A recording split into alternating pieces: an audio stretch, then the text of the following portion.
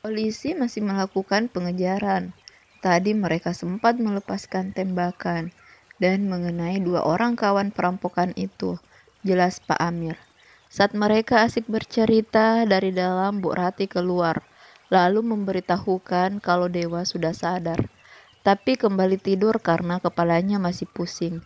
Pak Amir pamit undur diri karena sudah sangat larut. Dia berjanji akan mengantar Ros pagi-pagi ke rumah sakit, tapi dilarang oleh Iqbal. Dia memberitahu kalau dokter berpesan agar Ros bed rest selama 3 bulan. Jadi dia tak boleh melakukan perjalanan jauh dan tak boleh stres. Mendengar hal itu membuat kedua lelaki parubaya itu saling bertatapan. Lalu mereka berdiskusi mencari solusi. Setelah pembicaraan yang alot, barulah Iqbal pulang. Dalam perjalanan, Iqbal menelpon Ipah. Dia mengabarkan kondisi Dewa. Ipah terkejut saat mereka asik berbicara. Iqbal tiba-tiba merem mendadak mobilnya. Sambil menelpon, dia membuka-buka chat masuk, dan alangkah terkejutnya dia ketika mendapat chat dari Airin. Gagal. Airin memintanya bertemu malam ini. Iqbal penasaran apa yang akan disampaikan oleh Airin. Tapi dia juga curiga, jangan sampai Airin ingin memanfaatkannya lagi. Kembali Iqbal melakukan mobilnya membelah jalan. Tujuannya pulang. Seharian dia tak pulang ke rumah, hanya mengurus masalah Dewa. Dia ingin mandi dan istirahat. Sesampainya di rumah, dia segera mandi dan berganti pakaian. Setelah makan, Iqbal duduk sejenak di ruang tamu. Bunyi HP menyadarkannya. Dia melihat nama yang memanggil. Dia tersenyum melihat nama Ipah. Sejak pertemuan mereka, dia memang menaruh rasa kepada gadis yang supel tersebut. Bahkan karena dia, sosok Airin benar-benar tak tersisa di dalam hatinya. Halo cinta, ucap Iqbal. Dia suka mengerjai gadis itu. Halo juga sayang, ucap Ipah. Iqbal gelagapan. Niat awalnya ingin mengerjai Ipah, tapi nyatanya malah Ipah yang mengerjai dirinya. Lelaki itu tak bisa berkata apa-apa. Dia menggaruk kepala, walau tak gatal. Kok diam saja, tanya Ipah dari seberang sana. Gak ada apa-apa. Oh ya, kamu ada waktu, tanya Iqbal. Banyak, mau berapa lama? Canda Ipah. Hehehe, asem, ucap Iqbal. Memang kenapa? Tanya Ipah. Dari nada suaranya terdengar dia sudah ingin serius. Temani aku ketemu Airin, jawab Iqbal. Kapan? Tanya Ipah. Iqbal melirik jam tangan. Jam sudah menunjukkan pukul 11 malam. Tak etis rasanya keluar dengan anak gadis orang jam segitu. Besok, jawabnya. Oke, seru Ipah. Setelah berbicara serius, mereka kembali bercanda. Tak terasa sudah 2 jam mereka saling menelpon. Ipah sudah berkali-kali menguap, tapi tak mau mematikan telepon. Sampai akhirnya dia ketiduran. Begitupun dengan Iqbal. Dia tertidur saat masih mendengar Ipah mengoceh. Dia terbangun tatkala tepukan di pipi terasa. Ternyata pembantu rumah tangganya yang bangun sholat meminta Iqbal pindah ke dalam kamar. Setengah gontai lelaki itu masuk ke dalam kamar. Ternyata sudah jam 5 subuh. Baru saja dia ingin masuk ke kamar mandi, terdengar suara gesekan. Iqbal mengurungkan niatnya. Dia lalu melangkah ke arah suara. Saat mengintip, ternyata ada seseorang yang berusaha mencungkil jendela kamar Iqbal. Iqbal segera berlari ke dapur, mengambil balok kayu. Tak lupa dia menyuruh asisten rumah tangganya untuk berteriak, memanggil orang-orang.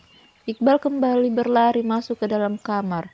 Baru saja dia sampai di depan jendela, ketika orang yang akan masuk ke kamarnya berhasil mencungkil jendela. Baru saja lelaki itu membuka jendela dengan lebar, Iqbal sudah mengayunkan tongkat kayu ke tangan lelaki itu.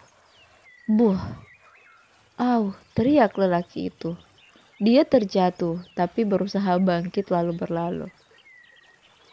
Maling, maling, maling, teriak pembantu Iqbal, membuat penyusup tersebut gelap gegap-gegapan dan berusaha lari meninggalkan rumah Iqbal.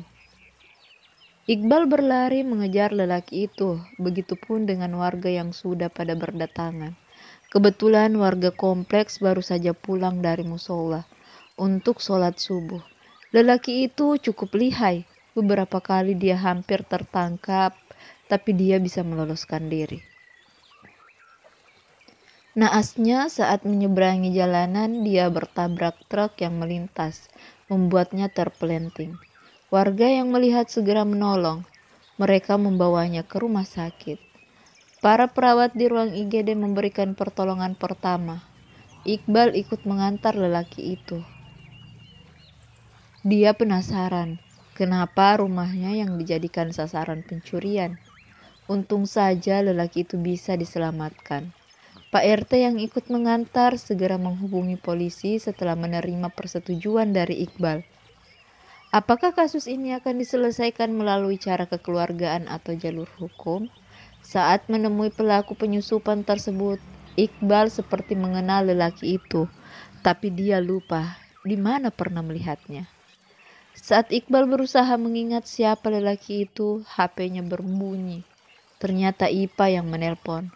Karena merasa tak nyaman kalau tak melihat wajah Iqbal, Ipa meminta panggilan video.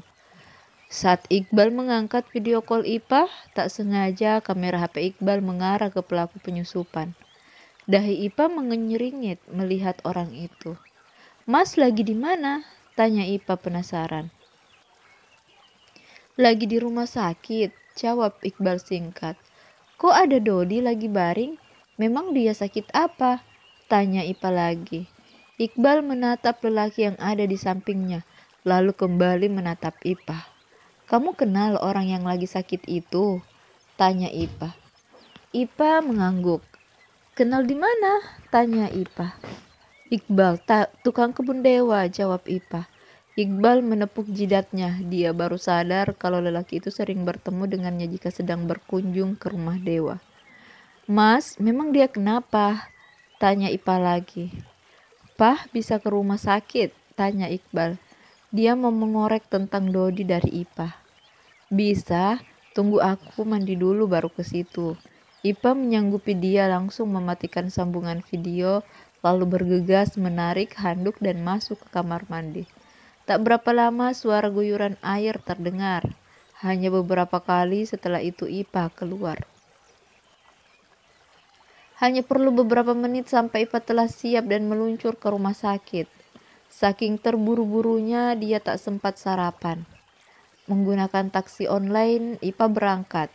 Hanya setengah jam saja dia sudah sampai di rumah sakit. Iqbal sudah sejak tadi menunggunya saat melihat Ipa. Dia bergegas menghampiri gadis itu. Dia mengajaknya ke kantin untuk sarapan. Ipa mengiyakan. Mereka melangkah bersama ke kantin.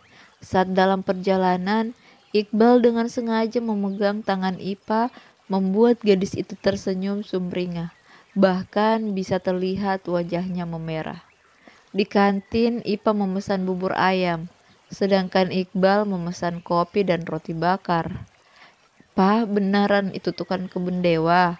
tanya Iqbal kepada Ipa. "Siapa?" tanya Ipa tak mengerti.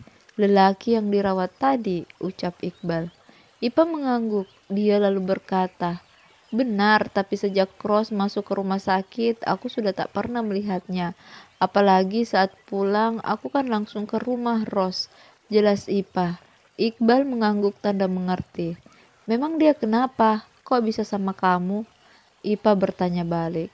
"Dia berusaha memasuki rumahku tadi subuh," ucap Iqbal. Dia mulai meminum kopi yang baru saja diantarkan oleh pelayan. "Astaga," ucap Ipa. Dia menggeleng tak yakin. "Terus apa yang hilang?" tanya Ipa setelah dia bisa menguasai diri. "Tidak ada. Untung sebelum dia masuk ke dalam rumah, aku melihatnya, jadi bisa digagalkan," jawab Iqbal. "Sebaiknya jika dia sudah sadar, tanyakan apa maksudnya," ucap Ipa. "Iya, rencananya seperti itu. Aku juga sudah melaporkannya ke polisi," seru Iqbal. "Syukurlah, semoga saja dia mau buka mulut. Karena aku pikir aneh saja dia memasuki rumahmu. sedangkan dia bekerja di rumah mewah. Kenapa dia mencuri di rumah dewa saja? Ucap Ipah.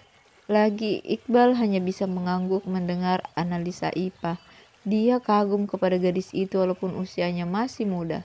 Tapi cara berpikirnya sangat dewasa. Ipah melahap bubur ayam yang baru saja datang. Iqbal berkali-kali menggeleng melihat cara Ipah makan.